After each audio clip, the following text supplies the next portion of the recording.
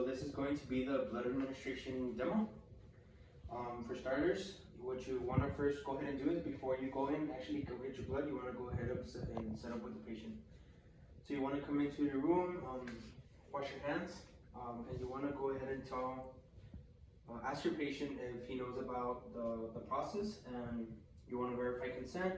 Make sure that the physician has already come to the patient and explained everything. After that, you want to go ahead and put your gloves on.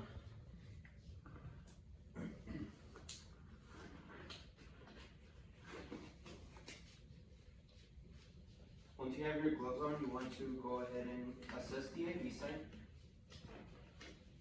Make sure there's no redness, no swelling, no signs of infiltration, no bleeding, no pain. It's not hot to the touch. And you want to go ahead and check the patency of it. So you want to go ahead and get a flush. You want to go an alcohol pad and you want to clean the port. You connect your flush. You want to aspirate a little bit. After you've aspirated, you see the blood return, you want to go ahead and flush a little bit.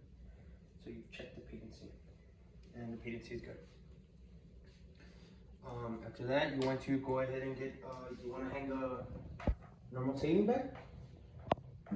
So you want to go ahead and get your tubing ready. I don't have the wide tubing for the blood administration, but for this purpose, we're just going to do normal IV tubing. So you take it out of the package. You want to make sure to assess the package, make sure that there's no ribs or anything on it.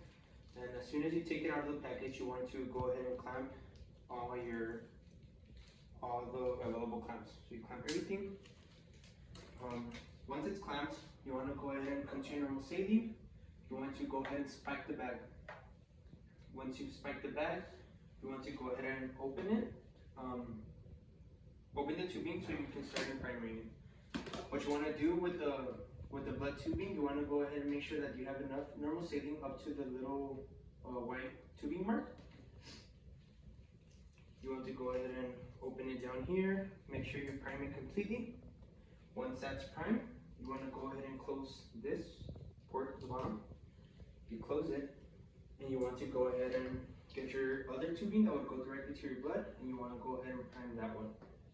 Once that's done, you want to go ahead, after you make sure that there's no airs, no anything, and everything's primed, you want to connect it to your IV pump.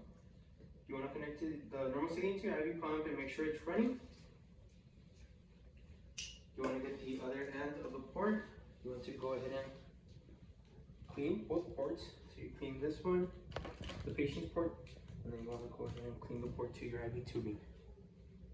You want to go ahead and connect it and let it run. After that, you go ahead and take off your gloves, you discard your gloves, and you tell the patient that you're going to cover it back with the blood. So as you're walking out, you wash your hands, and you want to make sure you take another set of knee gloves. Once you go do that, you want to go ahead and go to the blood bank. Once you go to the blood bank, you want to make sure you get your blood, and you want to verify with the person giving you the blood. You want to go ahead and check the patient's name, check that it's B negative, it's packed red blood cells. You want to check the ID number, everything is good. So you go ahead and do that. If it's good, you can go ahead and put the blood back in its packaging, and you can go ahead and discard your gloves. Once you go to the patient, you want to go ahead and check your patient again, verify your patient. You want to wash your hands. Once you ID your patient again, you want to go ahead and put your gloves on, and you want to get your blood. Once you have your blood in your patient's bedside, you want to go ahead and verify with another nurse that you are giving, that it is the correct blood, it is the right patient, it is B negative, and you both sign off on the paper. Once you have fully verified that it is the right blood, you want to go ahead and hang the blood up. Once it's hanged, you want to go ahead and stop the IV infusion infusion pump. You want to go with the other line. You want to go ahead and spike it, and you want to hang it. I'm not going to hang this one because it drips, but after it's hanged, You want to go ahead and for the first 15 minutes, you want to set your pump so you're not delivering more than 5 mLs for the first 15 minutes. That's because you want to check that the patient doesn't have a reaction. If the patient doesn't have a reaction, you want to go ahead and give the rest of the blood that's in here. You want to give it over you want to give the whole blood in the course of 4 hours. So since you waited 15 minutes, you want to give the rest of the blood that's in here in 3 hours and 45 minutes.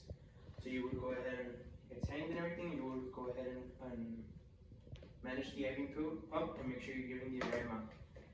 In the case that you give it over the 15 minutes, and let's say you are with the patient, and at the 5-minute mark, the patient starts to have a reaction towards it. What you want to go ahead and do is you want to go ahead and completely stop the line. And you want to call for help. What you want to do in that case, you want to go ahead and disconnect this line. Once it's stopped, you want to connect a new line, and you want to go ahead and run the new line with normal saline. So again, you would clean the port, you will connect the new line, and let normal saline run. As for the blood, you want to go ahead and make sure you get the blood and the tubing and everything, and you return it to the blood bank. You have to make sure that the blood bank does receive it, and you go ahead and tell them that you couldn't deliver the whole amount of blood because the patient had a reaction towards it. As for the patient, you want to go ahead and stay with them. You want to go ahead and do a little head to toe if you have to. Check the respiratory rate. Make sure the patient. Apart from that, once you start flushing with normal saline, make sure your patient is stable. And you want to go ahead after you've reassessed. You want to every like 15 or 30 minutes coming back and make sure your patient is doing fine.